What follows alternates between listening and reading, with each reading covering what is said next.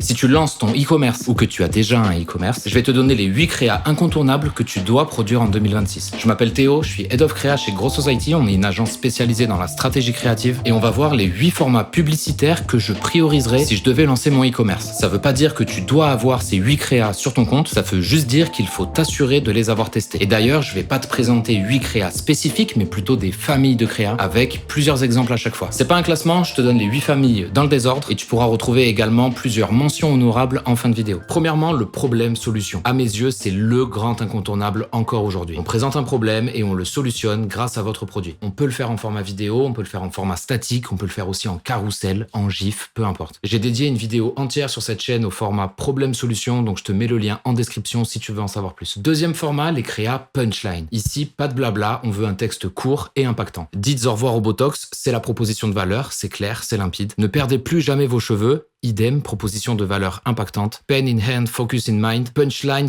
/ bénéfice un peu plus haut. C'est poétique, j'aime bien. Votre cerveau n'y verra que du sucre. Belle utilisation d'un jeu de mots ici, j'aime bien ce genre de football. Ne changez pas pour Penny Lane, ceci n'est pas un jeu de société. Ces formulations avec une négation, oui, ça marche toujours en 2026. On peut formuler des questions. Finishing too soon.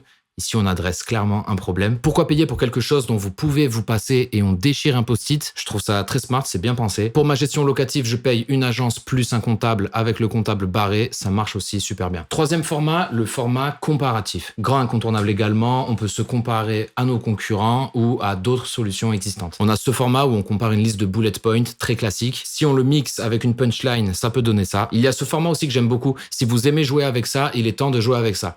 Ici, on vient juste trier les cibles par rapport à leur âge, mais vous pouvez reprendre cette idée pour placer votre produit par rapport à d'autres sur le marché. Par exemple, si vous aimez X, vous allez forcément aimer Y, ou bien si vous avez l'habitude d'utiliser X, il est grand temps de passer à Y. En format vidéo, on peut également comparer pas mal de solutions comme on a un peu l'habitude de le voir, mais on peut également faire de la tier list pour classer des produits ou des solutions. On peut faire ce genre de classement comparatif. Moi, j'aime beaucoup ce format, ça fait très organique, c'est très social. Dans le même esprit, on peut faire ce genre de choses et on peut également le faire avec un tableau blanc. On a également cette trend que j'aime bien où on fait un battle de 2 solutions existantes. On répond vite, c'est dynamique et encore une fois, ça fait très organique. Quatrième format, le bénéfice ads. Évidemment, on fait une liste d'incontournables, on ne peut pas y échapper. À savoir qu'en vidéo, vous pouvez développer votre discours bénéfice assez classique, mais avant ça, il faut travailler des hooks qui percutent. Et moi, ces derniers temps, j'aime bien les hooks de type astuce secrète, je vais te révéler mon secret pour. Il est grand temps de dire la vérité sur. On peut également avoir un créateur détouré qui réagit à quelque chose, donc ça peut être un reportage par exemple, ou alors un commentaire qu'on aurait vu sur les réseaux. J'ai dédié plusieurs vidéos au hook sur cette chaîne, donc je t'invite à aller y jeter un œil. Il fait vraiment hyper chaud.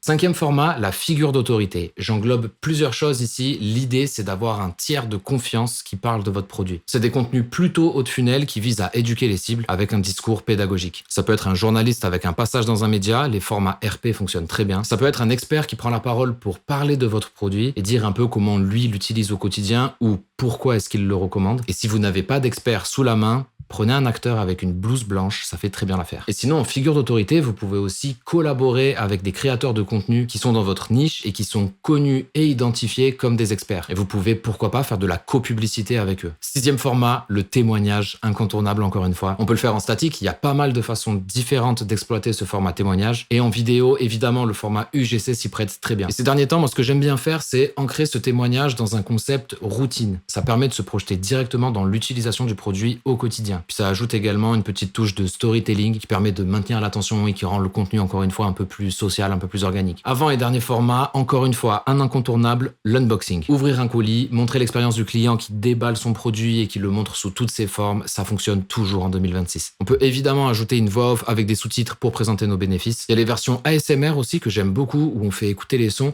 On est dans une DA un peu plus épurée avec un style un peu plus travaillé. Sinon, on peut faire de l'unboxing beaucoup plus organique. Là, on est clairement sur ce qu'on appelle du ugly ads, mais ça marche très bien. On peut également se filmer en POV où on voit les deux mains en même temps, comme ça avec un grand angle. J'aime bien ce genre de choses aussi. On passe au dernier format incontournable pour les e-commerce, le before after évidemment. Il n'y a rien de plus visuel. J'y ai également dédié une vidéo sur cette chaîne YouTube, donc je t'invite à aller la voir. On a quand même quelques façons originales de faire du before after. On peut faire de la mosaïque avec plusieurs façons de le faire. On peut faire des emojis qui changent de couleur. Nous, on avait déjà fait ça en 2022 pour My Variation. On peut le prendre sur un angle un peu humour. On peut intégrer notre before after avec une citation fonction RP, ça ramène au format figure d'autorité. On peut aussi montrer une timeline avec différentes étapes. Sinon, en vidéo, il y a une construction de discours que j'aime beaucoup et que j'ai vu performer sur plusieurs comptes. C'est ça fait X jours que j'utilise ce produit et honnêtement, ça a vraiment changé ma vie. Avant, ma vie c'était je te présente mes problèmes et on arrive à la solution et voilà, je te montre les résultats. Ça, c'est le genre de construction de discours. On est vraiment à mi-chemin entre le before-after et le problème-solution, voire même le problème-agitate-solution. Et je trouve que ça fait grave le taf. On va passer aux mentions honorables pour finir cette vidéo. La photo produit, simple, sans texte. Ça marche aussi en carrousel. Ça m'arrache le cœur de le dire, mais oui, ça peut fonctionner. Les statiques UGC dirty, on est en plein dans les ugly ads. Ça, pareil, ça m'arrache le cœur, mais ça marche bien. Les vidéos all-in-one, donc vraiment les vidéos où on mixe plein de choses dedans. C'est un de mes formats préférés. J'y ai dédié une vidéo sur cette chaîne YouTube. Les contenus FOOH, ça je trouve ça très stylé et aujourd'hui c'est vraiment pas compliqué d'en faire avec l'évolution de l'IA. Les vidéos Founder,